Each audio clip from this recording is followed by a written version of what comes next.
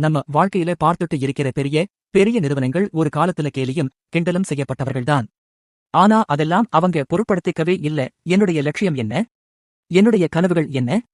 அதற்காக நான் நோக்கி பயணம் செய்றேன். ஒரு நாள் நான் வளர்ந்து நிற்பேன்.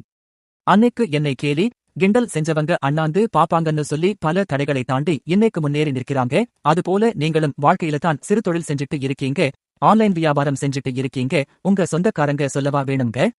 இதெல்லாம் என்ன வேலைதான்? இதெல்லாம் தூக்கி போட்டு 8 to 12 வேலைக்கு போ. போய் படிச்சதுக்கு ஏத்த மாதிரி வேலையை செய்யு.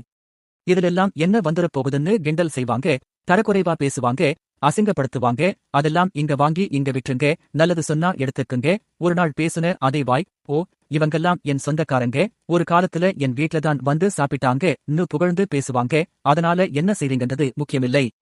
எப்படி செய்ய போறீங்க, எப்படி வளரப் போறீங்கன்றதுதான் முக்கியம். எத்தனை தடைகள் வந்தாலும் எதைப் பத்தி கவலைப்படாம முன்னேறி செல்.